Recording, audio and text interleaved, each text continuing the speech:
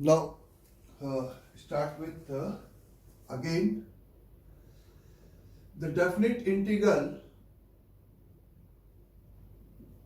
as limit of sum. जैसा कि ये कॉन्सेप्ट हम लोग पहले भी कर चुके हैं, फिर से एक बार रिवीजन के साथ आप बस देख लें क्या बताना चाहते थे। जैसा कि आपको डेफिनेट इंटीग्रल मैंने कहा कि सम ऑफ द किसको एल्जेब्रिक एरिया को रिप्रेजेंट करता है is under the graph on the x axis. अगर हम x के रिस्पेक्ट में किसी फंक्शन को इंटीग्रेट करते हैं a से लेकर b तक में, तो a से लेकर b तक में बेसिकली ये एग्जैक्ट इस पूरे शेडेड एरिया को ये रिप्रेजेंट करता है। Integral over a to b f over x of dx। इस इंटीग्रल का नाम अपन यहाँ पे क्या दे देते हैं, i है। मतलब इस a से b, मतलब अगर ग्राफ ऊपर है तो प्लस के साथ, ग्राफ नीचे है तो माइनस के साथ ये इंटीग्रल जुड़ता है और आपको i की वैल्यू प्रोवाइड कर देता है। इस i को फाइंड आउट करने का एक और अल्टरनेटिव तरीका होता है लिमिट ऑफ अ सम से। हम लोग इस एरिया अंडर द ग्राफ को कैलकुलेट करते हैं। उसके लिए हम क्या काम करते हैं कि इस a से b के विड्थ को n इक्वल पार्ट्स में यहाँ पर डिवाइड कर देते हैं। क्या काम करते हो तुम कि n इक्वल पार्ट्स में डिवाइड कर देते हो, तो हर विड्थ की वैल्यू कितनी हो जाएगी, b minus a upon n हो जाएगी।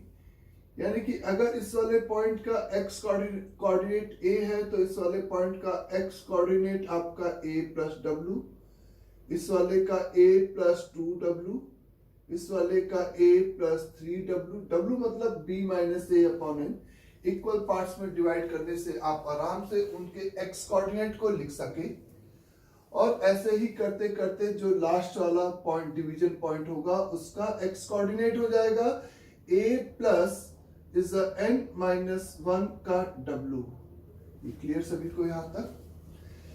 तो इस तरह से अगर अपन उसको n इक्वल पार्ट्स में डिवाइड करें तो इस तरह से ये उन पॉइंट्स का क्या हो जाएगा, x कोऑर्डिनेट हो जाएगा। नाउ इस a से b के एरिया को फाइंड आउट करने के लिए मेरे पास एक ये तरीका है कि हम इस लोअर एंड पर सभी जगह पर एक हॉरिजॉन्टल लाइन बनाकर इस तरीके से क्या कंस्ट्रक्ट करें, रेक्टेंगल कंस्ट्रक्ट करें ऐसे ऐसे करके, और इस रेक्टेंगल का एरिया जोड़ दें। उसके लिए चूंकि ये ग्राफ आपका y is equal to F of X का है, ये ग्राफ आपका y is equal to F of X का है, तो a पर इस वाले पॉइंट का y coordinate F of a हो जाएगा, इस वाले पॉइंट का y coordinate F of y coordinate मतलब इस लेंथ की algebraic value F of a plus w, इस वाले पॉइंट के लिए f over a plus 2w and so on. इस तरह से y कोऑर्डिनेट आएगा। y कोऑर्डिनेट यानी कि सिंपली आप कह सकते हो इसकी अलजेब्रिक वैल्यू। अलजेब्रिक क्यों? क्योंकि ये y कोऑर्डिनेट नीचे और ऊपर दोनों तरफ हो सकता था। तो ऐसा करने से हम एक सबसे पहले a ओवर n एक समेशन डिफाइन कर रहे हैं। सिंपली सी बात है, इस रेक्टेंगल का एरिया, पहले वाले रेक्टेंगल का इज द एरिया अगर तुम देखो तो विड्थ आपकी w हो जाएगी और हाइट आपकी f ऑफ a हो जाएगी। तो यानी कि a ऑफ n की अगर हम बात करें तो वो w into f of a हो जाएगा, प्लस इस सेकेंड रेक्टेंगल की अगर हम बात करें तो w into F of a plus 2w हो जाएगा, w into F of a plus का 2w। ऐसे करते करते लास्ट वाले रेक्टेंगल की अगर हम बात करेंगे तो ये x कोऑर्डिनेट था, तो w multiplied by f over a plus n minus 1 का w ये आ जाएगा। तो सिंपली आप w को कॉमन निकाल सकते हो और इसकी जगह पर इस तरह से f over a plus f over a plus 2w, इस तरह से so on f over a plus n minus 1 का w ऐसा लिख सकते हो। इस w यानी कि आप लिख सकते हो उसको b minus a upon n into w की जगह पे b minus a upon n into summation over a plus R into W, और डब्ल्यू की जगह पे b minus A upon n, ऐसा उसका x कोऑर्डिनेट, जहां पे r को वेरी कर सकते हो 0 से लेकर n-1 तक, और ये पूरा का पूरा समेशन आपका किसका वैल्यू हो जाएगा, a ओवर n का होगा। ये पूरा का पूरा समेशन आपका किसका हो जाएगा बच्चे, a ओवर n का वैल्यू होगा। यहां तक तो सभी को क्लियर हो गया होगा आराम से। इसी का अगर हम सेम ग्राफ में सेम इस डिवीजन के साथ, ये x कोऑर्डिनेट a था, ये x कोऑर्डिनेट आपका b था, और आपने फिर से n इक्वल पार्ट्स में इसको डिवाइड कर रखा था, और आप अपर एंड पर इस तरह से रेक्टेंगल बनाओ, अपर एंड पर इस तरह से रेक्टेंगल, इस बार लोअर एंड की जगह पे उस डिवीजन के अपर एंड पे अगर रेक्टेंगल बनाओ, तो इस पहले वाले रेक्टेंगल का अगर हम एरिया देखेंगे तो वो रेक्टेंगल का एरिया इस वाले पॉइंट का x coordinate a plus w, इस वाले पॉइंट का x coordinate a plus 2w and so on, ऐसे था। तो पहले वाले रेक्टेंगल का area w into F of a plus w, ये हाइट आएगी a प्लस 2w, और लास्ट वाले के लिए a प्लस nw आएगी। तो इस बार यहां से स्टार्ट ना होके आपका यहां से स्टार्ट होगा। अच्छा, इसमें a प्लस w मैं भूल गया हूं, एक second, a f of a plus w, a plus 2w, सही कर लेना। तो यहां से स्टार्ट होके इसके नेक्स्ट टर्म तक जाएगा वो समेशन, और ये समेशन सबसे पहले हमें समझना है कि अलग अलग होगा। आप देख सकते हो ग्राफ में वो अलग अलग रेक्टेंगल्स इस तरह से कंस्ट्रक्ट होंगे। तो अगर मैं b ओवर n की बात करूं तो b ओवर n मेरा डिफाइंड होगा b minus a divided by n is simply r is vary from 1 से लेकर n, क्योंकि यहाँ पर अपर एंड पे ये वाला रेक्टेंगल से स्टार्ट होके इसके लास्ट वाले रेक्टेंगल हाइट तक जाएगा। f ऑफ b बोलो या f of a plus nw बोलो, एक ही बात होगी। तो यहाँ पर f over a plus r multiplied by b minus a by n। तो सबसे पहले ये an और ये bn अलग अलग है, ये बात हमें क्लियर होनी चाहिए। तो an और bn इस तरह से सम ऑफ द रेक्टेंगल्स के एरिया को यहाँ पर रिप्रेजेंट कर रहे हैं, ये बात क्लियर हो गई सभी को फिगर में। i की वैल्यू और n की किसी भी पर्टिकुलर वैल्यू मान लेते, किसी बच्चे ने 10 इक्वल पार्ट्स में डिवाइड करके इस समेशन को निकाला, किसी बच्चे ने 20 इक्वल पार्ट्स में, तो लेकिन ये पूरा एरिया जो भी 10, 20, 1000 रेक्टेंगल्स का जो एरिया का समेशन आएगा वो इस i के बराबर नहीं होगा जब तक अगर f ऑफ x एक कांस्टेंट फंक्शन नहीं है। अगर ये कोई भी एक कर्वेचर ग्राफ है, नॉन कांस्टेंट फंक्शन अगर है, तो मेरा कहना है an, bn और i ये सभी आपस में क्या होंगे, अलग अलग नंबर होंगे।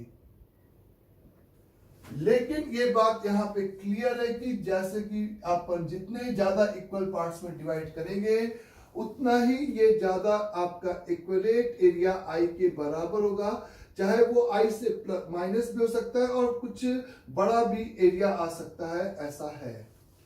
तो कुल मिलाकर आप मेरे से कह सकते हो कि मैंने यही बोला था कि limit over n tending to infinity over an की जो वैल्यू है वो limit over n tending to infinity over bn के बराबर है, और ये दोनों वैल्यू i के बराबर है। ये दोनों वैल्यू इनफैक्ट इसके बराबर है बच्चे, इस i के बराबर है। i an में मैंने r की लिमिट कहां से कहां तक रखी है, 0 से n-1 और इज 1 से n। तो definite integral as a limit of a sum में एक ये सिंपल सा कॉन्सेप्ट होता है कि हमें इस स्कूल लेवल में हमें इस इंटीग्रल की वैल्यू आइदर दिस समेशन और दिस समेशन से फाइंड आउट करने के लिए आता है, या कॉम्पिटिटिव एग्जाम में एक प्रॉब्लम अपन ने ऐसा देखा है जिसमें लिमिट का क्वेश्चन आपको अपीयर होता है कि लिमिट एंड टेंडिंग इंफिनिटी पे ऐसे समेशन की वैल्यू पूछा जाता है जिसका आंसर आपको इंटीग्रेशन की हेल्प से निकालना पड़ता है। अंडरस्टैंड यहां तक सभी को? तो limit n tending infinity over a over n is equal to limit n tending infinity over b of n का ये दोनों वैल्यू आपका किसके बराबर होगा? सिंपली आई के बराबर होगा। तो सिंपली इन दोनों बात को कंबाइन करने के लिए मेरे पास सिंपल सा एक तरीका है। जब कॉम्पिटिटिव एग्जाम में आपको लिमिट एज अ सम का क्वेश्चन दे रखा है, लिमिट ऑफ अ सम का क्वेश्चन दे रखा है, आप उसको इंटीग्रल के वैल्यू फॉर्म से निकालना चाहते हो, तो उसके लिए मेरे पास एक सिंपल सा जुगाड़ है कि आपको ऐसा फॉर्मेट मिलेगा। Limit n tending to infinity simply 1 upon n, summation over r is vary from n1 से लेकर n2। ये n1 और n2 आप 1 से n रख सकते हो, 0 से n-1 रख सकते हो। इस कोई भी n1 और n2 आपके नंबर हो सकते हैं। हो सकता है कि 2n इक्वल पार्ट्स में डिवाइड करे, ऐसा भी हो सकता है। तो सीधे सीधे मेरा कहना है कि 1 अपॉन n मिलेगा, समेशन में आपको r अपॉन n का एक सिग्मा मिलेगा, मतलब r अपॉन n का एक सिंपल फंक्शन मिलेगा, और इस लिमिट को आप वहां पर एज अ इंटीग्रल फॉर्म में एक्सप्रेस करना पड़ेगा। उसके लिए आपको सिंपली 1 अपॉन n को dx और r अपॉन n को x सब्स्टिट्यूट करना होगा। क्या काम करना होगा? स्मॉल r अपॉन n को आपको x कंसिडर करना है, r अपॉन n को आपको x कंसिडर करना है, कुछ इस तरीके से। तो आप समझो कि ये फंक्शन आपका f ओवर x का हो गया सबसे पहले, 1 अपॉन n आपका यहाँ पे dx हो गया दूसरा स्टेटमेंट। तीसरा स्टेटमेंट यहाँ पे इस डेफिनेट इंटीग्रल की लिमिट वैल्यू आप ऐसे निकालोगे, r की जो लोअर लिमिट है उसको r बाई n में पुट करोगे और n1 बाई n मिलेगा, और लेकिन उसको n के टर्म में नहीं छोड़ दोगे, यहाँ पे भी लिमिट अप्लाई कर दोगे, limit n tending to infinity. r की इस अपर लिमिट को n2 को r की जगह पे रिप्लेस करोगे, n2 डिवाइडेड बाई n आएगा, और यहाँ पे limit n tending to infinity लगा दोगे। इस तरीके से ये इसकी सिंपली अपर लिमिट वैल्यू आएगी। ये सिंपली इसकी कौन सी अपर लिमिट वैल्यू आ जाएगी। तो एग्जामिनर अगर आपन को ऐसा किसी भी फॉर्मेट का लिमिट का प्रॉब्लम दे रखा है, तो उस लिमिट के प्रॉब्लम को हम लोग इंटीग्रल फॉर्मेट में सिंपली इस तरीके से कन्वर्ट करते थे। ये एक सिंपल सा कॉन्सेप्ट होता था डेफिनेट इंटीग्रल के केस में, जिसको हमें इधर यूज किया गया था। अंडरस्टैंड यहां तक सभी को? इसके आगे की कहानी देखिए आप।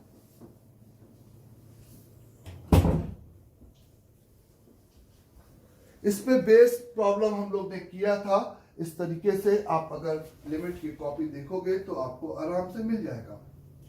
फिर भी कुछ प्रॉब्लम आप ऐसे देख सकते हो। सपोज आपको सिंपली कहा गया है बच्चे, एक आध प्रॉब्लम मैं बेसिक क्वेश्चन करा रहा हूं। Limit over n tending to infinity is the n divided by n plus 1 multiplied by n plus 2 is a plus n divided by is a n plus 2 multiplied by n plus 3 n plus 4 is a plus n divided by n plus 3 into n plus 6 and so on। Last term लिखा हुआ है 1 divided by 6n, और इसी का limit n tending to infinity हम पर से पूछा गया है। तो इसका limit n tending to infinity अगर पूछा गया है तो लास्ट वाले टर्म को सबसे पहले इसी फॉर्मेट में लिखना पसंद करेंगे हम। ये लिमिट n ऊपर n है तो इसको भी n से ऊपर नीचे मल्टीप्लाई कर देंगे कुछ इस तरीके से। यहाँ पे 3n है, यहाँ पे 2n है, तो ये 6n, अगर तुम देखो 6n के स्क्वायर को तुम लिख सकते हो बेसिकली कुछ इस तरीके से। इस n प्लस बोलो कितना हो जाएगा n, इस सभी में n है तो n 1 3 की जगह पे n आ जाएगा, और n प्लस इस 2n ऐसा बनेगा क्या? नहीं, ये तो 2n और 3n 6n स्क्वायर हो गया, एकदम सही बना। बोलो बच्चों। तो 1 2 3 तो n पे गया, उसका डबल हो रहा था तो 2n पे गया, तो 2n 3n 6n स्क्वायर, एकदम सेम लास्ट टर्म आपका मैच कर रहा है सिमेट्रिसिटी से। तो नाउ सबसे पहले आप इसका सिग्मा फॉर्मेट में लिखोगे इसको, जनरल टर्म समेशन ओवर लिखा है n divided by n plus r multiplied by n plus 2r, where r is vary from 1 से लेकर n, the limit over n tending to infinity. इस n को common निकाल सकते हो, r बाई n बनाना है, इस n को कॉमन निकाल सकते हो, n स्क्वायर आएगा, एक n मर जाएगा, एक 1 बाई n बच जाएगा, वो 1 बाई n हमें बाहर चाहिए भी, तो इस पूरे को हम ऐसा लिख सकते हैं 1 upon n into r is vary from 1 से लेकर n, 1 divided by 1 plus r by n, 1 plus 2r by n। इस तरीके से आप उसको एक्सप्रेस कर सकते हो। यहां तक क्लियर? नाउ इसके आगे सिंपली मैंने कहा कि r बाई n को x रखना है, तो ये 1 plus x whole multiplied by 1 plus का 2x इस ये सिग्मा इंटीग्रल से रिप्लेस होगा, 1 बाई n आपका dx से रिप्लेस होगा, इस x की lower limit r by n में पुट करते हुए r को 1 रखेंगे तो 1 बाई n की इंफिनिटी पे लिमिट वैल्यू 0, n रखेंगे तो n बाई n की अपर लिमिट वैल्यू 1। तो ये आपका simply limit n tending to infinity पे ये समेशन इस डेफिनेट इंटीग्रल के बराबर होगा, और जिसको हम बहुत आसानी से यहाँ पर कैलकुलेट कर सकते हैं। इस सिंपली इस ब्रैकेट में 2 का मल्टीप्लाई करें तो ये 2x प्लस 2 हो जाएगा, दोनों का डिफरेंस कांस्टेंट हो जाएगा, या पार्शियल फ्रैक्शन, जैसे आपको सहूलियत है वैसे आप इसको आगे प्रोसीड कर सकते हो, कोई दिक्कत नहीं है। ऐसे ही एक और प्रॉब्लम था जिसमें अपन ने कहा था ऐसा कुछ होगा कि limit n tending to infinity पे 1 डिवाइडेड बाई n की power 4 is the product of the term is the i is vary from 1 से लेकर 2n is the n square plus i का square whole power 1 by n। जैसा कि मैंने कहा था कि प्रोडक्ट ऑफ द टर्म्स है, तो अपन सबसे पहले क्या लेंगे, लॉग लेके उसको सिग्मा में बदलेंगे और उसके बाद उसको आगे प्रोसीड करेंगे। यही कॉन्सेप्ट था सिंपल सा। तो लॉग लेके उसको प्रोसीड करेंगे, चाहे पहले लॉग ले चाहे बाद में दे लेंगे, एक ही बात रहेगी। तो अगर हम लॉग लेते हैं तो इस पूरे लिमिट को अगर हम l सपोज कर लेते हैं तो हम लॉग l की वैल्यू निकाल रहे हैं, ये बात ना भूला जाए। तो यहाँ पे माइनस ln n की पावर 4, इसका लॉग अलग हो गया। बोले बच्चों, ये सभी मल्टीप्लाई में, ये भी मल्टीप्लाई में, ये भी मल्टीप्लाई में, और ये आपका 1 अपॉन n उस पूरे ग्रुप से इस तरह से बाहर आ गया, ऐसे समझे, 1 अपॉन n पूरे ग्रुप से बाहर आ गया, और sigma over log over n square plus i square ऐसा कुछ बन गया, जहां पे i इज वेरी फ्रॉम 1 से लेकर 2n तक हो गया। यही कहानी होगी बच्चे, अच्छे से समझ में आया सभी को? बोले। तो यहां पर आप मेरे से बोल सकते हो कि ये n स्क्वायर को मैं कॉमन निकाल दूं, तो ये n स्क्वायर करते करते, या आप सबसे पहले अभी लॉग मत लो बच्चे, मेरा कहना थोड़ा सा वेट करो। आप सभी ब्रैकेट में से ये 2n ब्रैकेट आपके लिखे हुए हैं, उस 2n ब्रैकेट में से आप n स्क्वायर को कॉमन निकाल रहे हो, तो आपका ऑब्वियस है n स्क्वायर की पावर, यानी कि हर ब्रैकेट में से कौन बाहर जाएगा, अगर देखो तो n की पावर 2 बाई n बाहर जाएगा। इस पहले ब्रैकेट में से कॉमन निकालोगे, दूसरे में से, तीसरे में से, तो इसकी पावर 2n करके बाहर जाएगी और n मर जाएगा, और ये इक्विवेलेंट हो जाएगा n की पावर 4 के, जो कि ये बाहर वाले n की पावर 4 को सबसे पहले खत्म कर देगा। इस सिंपल सी बात है, प्रोडक्ट साइन अभी भी रहेगा, i इज वैरी फ्रॉम 1 से लेकर 2n ओवर 1 प्लस i का स्क्वायर अपॉन n का स्क्वायर की whole power 1 by n। Integer power 1 by n और n तो चेंज नहीं कर रहा, यानी कि उसको सभी की पावर n हम लोग कंसिडर कर सकते हैं। Limit n tending to infinity, इसी लिमिट को अगर l सपोज कर दिया जाए तो log की वैल्यू के लिए ये 1 अपॉन n पूरे के बाहर चला जाएगा और ये समेशन हो जाएगा log over 1 plus i square upon n square का, where I is vary from 1 से लेकर 2n तक। I अपॉन n को अपन सिंपली यहाँ पर क्या सपोज करेंगे, x, तो ये आपका log L की वैल्यू इक्विवेलेंट हो जाएगी और ये लिमिट वर्ड तो अपनी जगह पे रहेगा।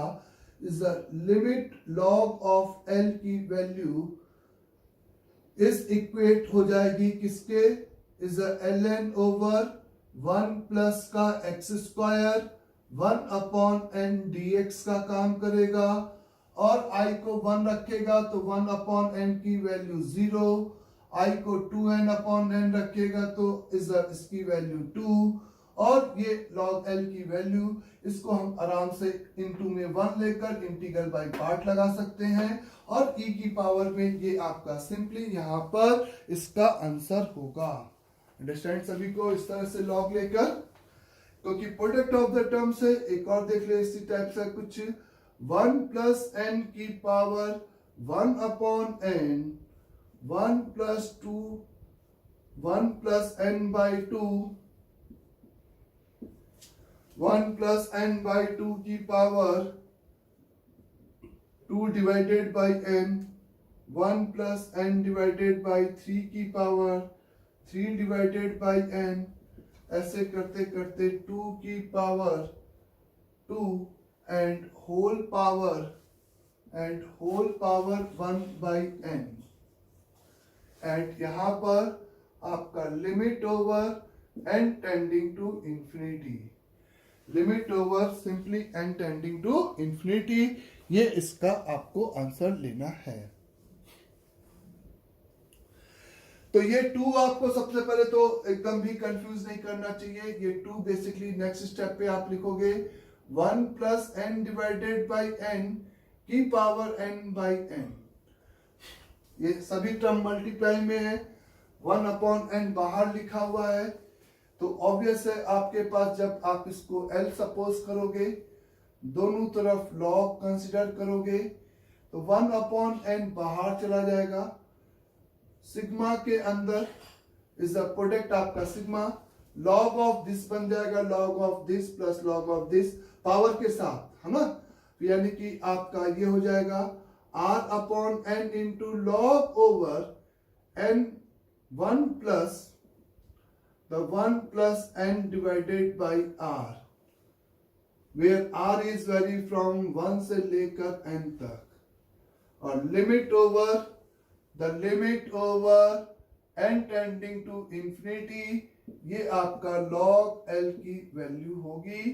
द log L की वैल्यू आपकी 1 अपॉन n को आप dx से रिप्लेस करोगे, 1 अपॉन n को आप dx से रिप्लेस करोगे, r अपॉन n को आप x से रिप्लेस करोगे और इस सिंपली ये आपका lx multiplied by ln over 1 plus 1 by x, कुछ भी दिमाग नहीं लगाना है कि हम r square by n square को x मान लें तो इस यहाँ पे r square by n square का dx नहीं, 1 अपॉन एन dx और r बाई एन को आपको x रखना है और ये सिग्मा में बदल देना है, ये लिमिट dx और ये 0 से 1 हो जाएगी, ये log L की वैल्यू हो जाएगी। अच्छा एक बार फिर से ये वाला स्टेप समझ लें, इधर जब आप log लेंगे तो पहला स्टेटमेंट यहाँ पे 1 upon n into log over 1 plus n upon 1 plus 2 upon n into log over 1 plus n upon 2 is a plus 3/n into log over 1 plus n upon 3। इसी को मैंने जनरलाइज फॉर्म में लिखा है, इसी प्लस को उठा के सिग्मा से रिप्लेस किया है, ऐसा कुछ है। तो ये log L की वैल्यू हो गई और फिर से हम इस इंटीग्रल को बहुत आसानी से इंटीग्रल बाय पार्ट की हेल्प से आराम से कैलकुलेट कर सकते हैं।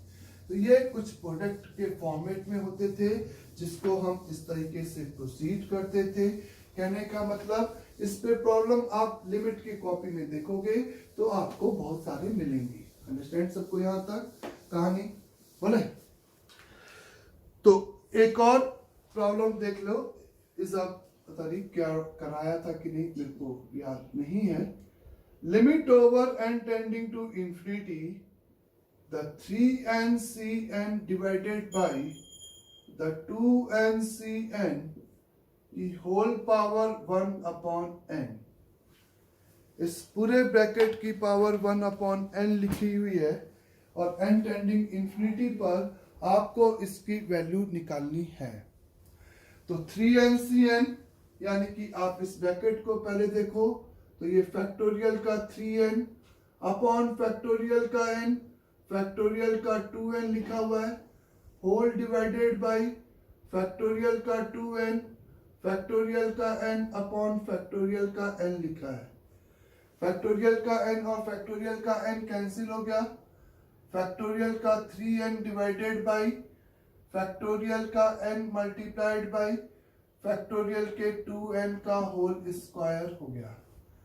यहां तक सभी को क्लियर हो गया होगा। ये फैक्टोरियल 3n यानी कि 1 2 3 अप टू 3n तक का प्रोडक्ट, तो 2n पहले आएगा तो एक फैक्टोरियल 2n कैंसिल कर सकते हो और यहाँ पे बच क्या जाएगा आपका 2n plus 1, 2n plus 2, 2n plus 3, ऐसे करते करते 2n प्लस n 3n तक। एक वंस फैक्टोरियल 2n के प्रोडक्ट को छोड़ दिया, एक मार दूंगा मैं और नीचे मेरे पास बच जाएगा 1 2 3 अप टू n तक, जिसको हम फैक्टोरियल n बोल रहे हैं, और एक और फैक्टोरियल में 2n बच जाएगा यहाँ पे 1 2 3 अप टू 2n तक। ये कहानी समझ आई सभी को? 3n/cn लिखा था, फैक्टोरियल दिस होगा और ये ऊपर जाएगा। ये बच्चे मेरे ख्याल से गलती होगी मेरे से, ये फैक्टोरियल n ऊपर जाएगा यहाँ पे, तो इसको भी आप कह सकते हो कि इसमें से आप फैक्टोरियल 2n में से फैक्टोरियल n मर जाएगा और ये n प्लस 1 n प्लस 2 ऐसे करते करते n प्लस n ऐसे जाएगा और होल पावर 1/n ऊपर बनी रहेगी। ये आपके n ब्रैकेट्स होंगे, ये आपके n ब्रैकेट्स होंगे, उसमें से आप n को कॉमन निकालोगे तो ये आपका 2 plus 1/n is the 2 plus 2/n, the 2 plus 3/n is the 2 plus n/n whole divided by is a 1 plus 1/n, 1 plus 2/n, 1 plus 3/n, 1 plus n/n। Limit power आपके पास वो जो दोनों जगह से n आपने कॉमन निकाला है वो मर चुका है। सिंपली इसको आपने l सपोज किया है, फिर से log l कंसीडर किया, 1/n बाहर जाएगा, 1/n into sigma over log over 2 plus r/n। my r is vary from is a 1 से लेकर n तक -1/n into sigma over log over 1 plus r/n। r is vary from 1 से लेकर n, ऐसा आप लिखोगे। log over l is equate with ln over 2 plus x का dx, x is vary from 0 से 1 minus log over 1 plus x का dx, x is vary from 0 से 1, तो ये आपका log L का वैल्यू हो गया।